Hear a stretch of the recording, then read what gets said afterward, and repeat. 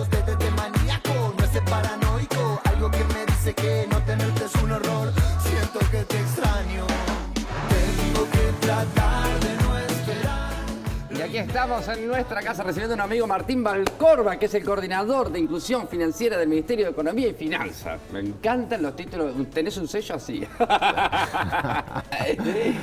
O lo ponés todo abreviado. No, el sello no, va sin eso. Va a ser eso. Buenos días, bienvenido primero que nada. Muchas gracias por la invitación, un gusto estar acá contigo. Un placer. A grandes rasgos, a doña Pocha que está mirándome y me dice que tú sos el coordinador de inclusión financiera. ¿Qué es la inclusión financiera? Así, agarrón. Si tuviéramos que resumir en dos grandes objetivos que se planteó el programa, tenemos por un lado permitir que todos podamos ser parte del sistema financiero. Ahí está. Banco o no banco, porque en definitiva hay agentes no bancarios que ofrecen estos servicios. Bien. El sistema financiero históricamente se ha caracterizado por darle la espalda a un montón de gente, Sí. Sobre todo a nivel de empresas, por ejemplo, las más chicas, a nivel de las personas, los de menos ingresos, y que se le ponían una barrera tras otra para poder acceder. Bueno, la idea de esto es que cualquier trabajador, cualquier pasivo, cualquier persona que brinda servicios personales, las pymes, puedan acceder a una cuenta o un instrumento no electrónico sin ningún costo, sin exigencia de saldos mínimos, sin exigencia de promedios. O sea, realmente asegurar que todos podamos acceder a un instrumento para poder usarlo. Ese es un primer gran objetivo. Y el segundo tenía que ver con modernizar el sistema de pagos. Usar medios de pago más eficientes, más prácticos, más cómodos y más seguros. O sea, ir sustituyendo gradualmente el efectivo por el uso de medios electrónicos, que es un poco la tendencia hacia la cual está yendo el mundo. Y acá en Uruguay, desde que empezamos a implementar el programa de inclusión financiera, el uso de la tarjeta de débito, que es la misma tarjeta que vamos al cajero a sacar plata para pagar en el comercio, se multiplicó por 16 o por 17. O sea, realmente ha habido un crecimiento muy grande. Incluso hay no sé cómo se llaman, pero monedas cibernéticas. También, me refiero. las criptomonedas. Esas cosas hay en el mundo. Acá capaz que todavía no, pero... Y después instrumentos, es decir, hoy para poder pagar una factura, por ejemplo, de la UTE, no es necesario ir a un local a pagarla, ¿no? Podemos pagarla desde el celular, desde una tablet, de una aplicación. Lo mismo si te tengo que girar plata a vos. Antes tenía que ir a una red a hacer un giro, bueno, hoy puedo hacer transferencias electrónicas sin costos, o sea, desde las cuentas sueldos, desde las cuentas que se cobran las pasividades, podemos hacer hasta 8 transferencias electrónicas gratis por mes, o sea, un conjunto de servicios que son gratuitos. Incluso que tienen beneficio. Cuando vos pagás con la tarjeta determinadas cosas, tenés un descuento de... Pagando con la tarjeta de débito tenés un descuento de 4 puntos de IVA en todas las compras, ¿no? Lo cual, digamos, pago a pago se va haciendo un ahorro importante, ¿no? Sí, además, a mí me encanta ir a pagar algo que me cobran menos. No, y claro, es verdad, vas con la factura del teléfono que dice tanto, pagás y pagaste menos. Es lindo, aunque sean 2 pesos, a mí no me importa. Cajeros. Tema cajeros. Yo sé que viene de toda una situación terrible con esto de las explosiones de los cajeros y todo, pero ¿hay pocos cajeros? No, yo creo que es importante diferenciar los problemas coyunturales que se tuvieron a principios de este mes de una mirada un poquito más estructural. La cantidad, para poner algunos datos, ¿no? La cantidad de tarjetas que se pueden usar en los cajeros, sea emitida por bancos o por agentes no bancarios, aumentó un 50% en los últimos 2 años.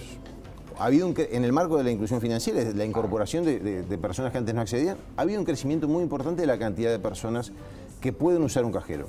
Ahora, la cantidad de puntos de extracción de efectivo aumentó un 60%.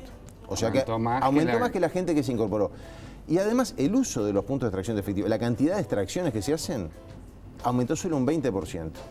¿Por qué es esto? Porque lo que conversábamos recién, claro, porque se usa más el pagar directamente con la tarjeta, hacer una transferencia, pagar desde una aplicación.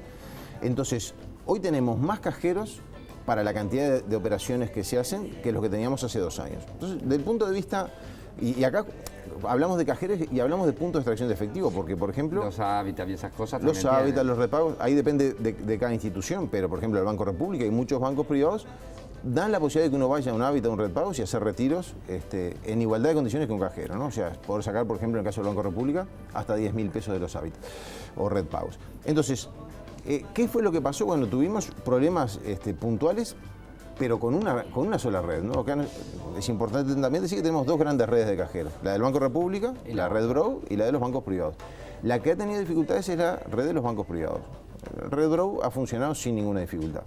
¿Y qué pasó con la red de los bancos privados? Bueno, a partir de las explosiones de cajeros y los robos, el 10% de estos cajeros quedaron inutilizados. Entonces, eso el 10% de los cajeros de esa red, ¿no? Sí, y eso sí. significó un problema que se agravó por el hecho de que cayó la cobertura del seguro, porque había habido una utilización del seguro que disparó una cláusula que hacía que el contrato cayera. Hubo que renegociarlo y eso llevó a que durante los primeros días de este mes los cajeros, primero teníamos menos cajeros de esta red y se alimentaba con menos dinero porque no tenían la cobertura del seguro. Ah, Con el entintado, que es el sistema que va digamos que resuelve el problema de fondo. O sea, si hay una explosión en un cajero, explota la tinta y los ya no billetes sirven para quedan nada. todos entintados y por lo tanto no se pueden utilizar. Y esa que es la solución definitiva, con esas medidas que ha ido avanzando, con la puesta en funcionamiento de vuelta del seguro, esto se ha ido normalizando y hoy la situación está prácticamente ya resuelta en su totalidad. Yo capaz que me puteás por decir estas cosas, pero claro, el que tiene todas sus cuentas en orden, hay determinados controles que no le molestan, ¿no? Y yo creo que la inclusión financiera, más allá de los puntos importantes que dijiste, también lleva a un ordenamiento de las cosas. Es decir, a que vos no puedas mentir, porque todo va a estar registrado. Pero a lo que voy, se cotejan. Yo me acuerdo como una vez que había un quilombete con el IRPF, no sé cuánto, y los niños que mandaban a las escuelas privadas y sin embargo sus ingresos no daban como para que manden. Esos cruzamientos, el Estado los hace, está pensando en hacerlo, porque están incluidos, y que igual el que puede seguir manejando cosas sucias lo sigue haciendo y iba a decir cagando al Estado, pero no se dice eso en la tele, pero digo ganándole al Estado, ¿me explico? Sí. Yo creo que es importante acá... Yo sé que a la gente no le gusta el control. No, pero es importante aclarar qué cosas se mejoran con la inclusión financiera y qué cosas de alguna manera se salvaguardan en términos de la privacidad. Es decir, ¿qué información se accede, digamos, por ejemplo, la DGI a partir de los pagos electrónicos, cuando uno paga con una tarjeta de débito? Es esencialmente las ventas que hace el comercio. La DGI no sabe quién compró, ¿Quién lo gastó? Claro. si fui yo, si fuiste vos, y tampoco sabe qué es lo que compró. Sabe que hay un comercio que vendió 120 pesos, 122 pesos, por ejemplo, que corresponde a 100 pesos que vale el producto ese, más los 22 pesos del IVA. Ahora, cuando el comercio a mí me cobra como consumidor los 22 pesos de IVA, ese no es dinero del comercio. Ese dinero que me están cobrando a mí y que se lo tienen que volcar al Estado porque es lo que financia el gasto público, en particular el gasto público social. Entonces, ahí sí se genera información que apunta a que los comercios cumplan con sus obligaciones tributarias, porque además es la forma de avanzar en términos de equidad. Porque la gente habla y dice, ay, ahora el Estado sabe todo lo que compro, cuándo lo compro, dónde lo compro. Claro, eso no. Pero es decir, el peor impuesto es el que no se paga porque genera una situación de desigualdad entre el comercio que se esfuerza y cumple con sus obligaciones y el que evade. Hay otros elementos, por ejemplo, el pago electrónico de salarios.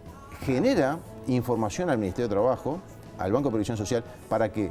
Para poder seguir mejorando en términos de formalización del mercado de trabajo. Claro. Que los empleadores cumplan con sus obligaciones, que no tengan trabajadores en negro, no es otra cosa. Lo que tengan que pagar. Y que no es otra cosa que tener más derechos el trabajador en términos de cobertura de la seguridad social, el seguro de enfermedad, el seguro de desempleo, el seguro de accidente de trabajo. Todos son una serie de elementos que hacen a la protección social. Eso también permite mejorar y es una herramienta muy importante para seguir mejorando la formalización del mercado de trabajo. Y el otro elemento, el tercero que uno puede identificar, es mejorar los controles en materia de lavado. Claro. Lavado de activos. Es decir, el caso de Balsedo. Ahí está. Se ha planteado, decir, bueno, ¿cómo puede ser que haya sucedido lo que sucedió, que haya comprado las propiedades que compró, los automóviles de alta gama? Y lo que sucede es que, no en Uruguay, sino en el mundo, el lavado de activos muchas veces se canaliza a través de actividades inmobiliarias o operaciones de montos elevados y en efectivo. Porque el mundo del efectivo es el mundo de la opacidad, el mundo en el cual uno puede hacer esas cosas. No hay control. Y precisamente para mejorar esas cosas es que a partir del próximo 1 de abril se incorporan restricciones al uso del efectivo, por ejemplo, para la compraventa de inmuebles. Si eso hubiera estado vigente antes, estas transacciones que se hicieron seguramente no se hubieran podido efectuar, ¿no? Hubieran saltado y se hubiera detectado estas actividades en materia de lavado. Y entonces, ¿qué es lo que reclaman los escribanos que los vimos movilizándose en la Puerta de la Torre el otro día? Bueno, Que los obligan, nada más. yo no tengo, sinceramente no tengo claro cuál es el motivo, porque nosotros venimos trabajando hace más de 2 años en conjunto con la Asociación de Escribanos, con la Cámara Inmobiliaria, con Ascoma, con los directamente involucrados, primero en ajustar el marco legal, y se hicieron una serie de modificaciones atendiendo a los planteos que hacían los profesionales y quienes actúan en el mercado. Y después en la reglamentación.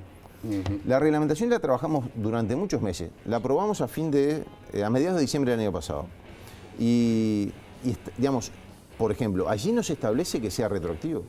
Al contrario. No, yo lo escuché por la televisión, clarísimo. Digamos, a título expreso partir dice, de- son los pagos que se efectúen a partir del 1 de abril de las operaciones que se realicen a partir del 1 de abril. Entonces yo tengo una operación anterior con saldo de precio y voy a poder seguir pagando sin ninguna restricción. Ahora, ¿por qué Los escribanos se quejaron? No se sabe. ¿Y por qué se señala que se generan dudas sobre los negocios o los pagos que se hicieron con anterioridad? Yo no lo tengo claro.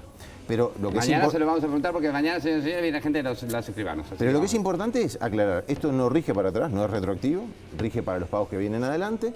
A los escribanos no se les genera una carga de trabajo excesiva, porque lo único que va a tener que hacer el escribano es dejar constancia en la compraventa, en la escritura, en el documento que Ya lo respalde. hacían. No, el medio de pago utilizado, cosa que hasta ahora no se hacía, pero si yo pago con una letra de cambio, va a tener que decir Martín Letra de Valcorba cambio abonó con emitida. una letra de cambio número tal, emitida por tal banco. Y lo otro que es importante es que no cambia sustancialmente cómo se hacen hoy las cosas. Porque cuando uno va a comprar un inmueble, no va con Pero, $100.000 a en ver, el bolsillo. Era lo que te iba a decir. ¿No? ¿Quién compraba un auto o una casa en efectivo? Es decir, hoy ya el medio de pago que se utiliza es la letra de cambio y se va a poder seguir usando. O sea, acá lo único que se restringe es que yo no puedo ir con una valija De efectivo ¿no? a comprar nada. de efectivo a comprar un inmueble. Esa es la restricción, que hoy ya no sucedía, salvo en contadas excepciones, que en general por detrás tienen orígenes de esos fondos Negocio dudosos. sucio. Un negocio sucio. Señores, señora, usted, vecino, que viva como yo, que junta los pesitos, los ahorra, y el día que va a hacer una compra no se va a arriesgar a andar con toda esa guita por la calle. Aunque sean, no te estoy hablando de millones, te estoy hablando de $10.000. Yo no me voy a arriesgar a andar con $10.000 por la calle. Me los roban y quedo. No, ni Es así. muerto. Prefiero llevar una letra, un cheque, algo, una tarjeta que haga. Y eso es así hoy ya, antes de Claro. que entre a regir los cambios que prevé la ley de inclusión financiera. ¿no? Martín, muchísimas gracias. No, muchas gracias Te a ti. estamos llamando en cualquier momento que tengamos más dudas, te llamamos porque a la gente hay que desasnarla y desmitificar cosas que están en el imaginario. Ya te digo, mirá cómo eso, la gente lo que dice es, ay, ahora sabe lo que compro, cuándo compro. Mentira. Pero, no, y lo otro me quedó, nos tenemos que ir, pero me quedó el tema de los horarios de los cajeros. No me gusta eso, hasta las 10 de la noche. No, pero eso también tiene que ver con el tema de las explosiones. De los robos. Una vez que el entintado está implementado en todos los cajeros, Va a seguir abierto. no tiene Te sentido. lo pido. este, Te lo pido, por favor, porque hay veces que uno quiere tener, no es que necesite plata, pero quiere tener unos pesitos por las dudas. Algunos casos muy puntuales que antes de las explosiones Sí. se cerraban por temas de vandalismo, porque de Sí. noche Sí, iban sí. y hacían necesidades, las necesidades dentro del cajero, dormían. Entonces, en algunas zonas, en algunas áreas, eso ya funcionaba antes, pero eran las excepciones, ¿no? Y va a volver a ser así. Ah, sí, muchísimas gracias. Nos vamos volando, una pausa y ya seguimos ahí más día a día todavía juntos. Ay, es un... Fuera de control. Fuera de control. Si se diera cuenta que la vida